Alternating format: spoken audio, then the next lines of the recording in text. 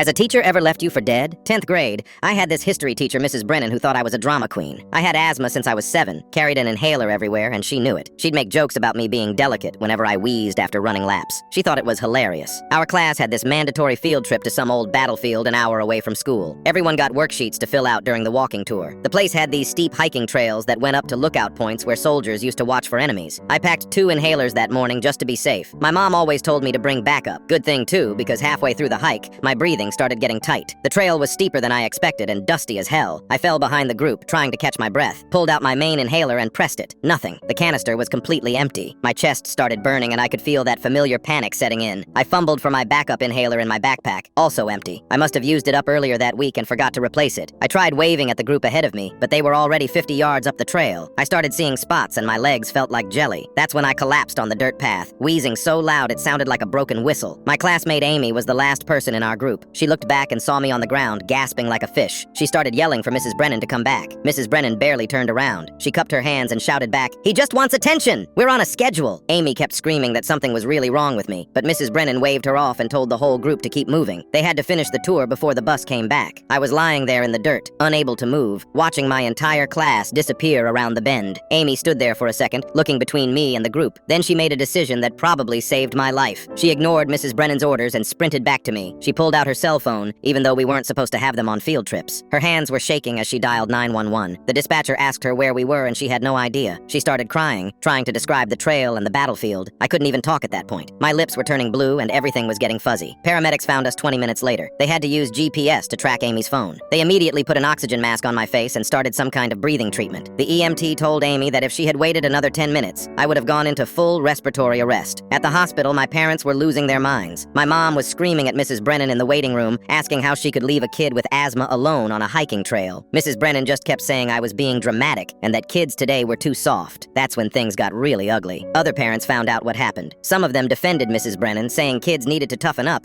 and that I should have been more prepared. But most parents were horrified that a teacher would abandon a student having a medical emergency. The school board got involved. They interviewed everyone who was on that trip. Amy told them exactly what happened, how Mrs. Brennan dismissed my situation and forced the group to keep walking. Other kids backed up her story. Mrs. Brennan doubled down during her hearing. She actually said that I needed to learn that the world wouldn't stop for my problems and that she was teaching me a life lesson. She showed zero remorse. The school board voted to force her into early retirement. She lost her pension benefits and everything. Amy got a commendation for saving my life and ignoring a direct order from a teacher. Mrs. Brennan tried to fight it, claiming she was being persecuted for having high standards. But when the local news picked up the story, it got way worse for her. Parents from other schools started coming forward with similar stories about her dismissing kids' medical issues. She moved to another state within 6 months.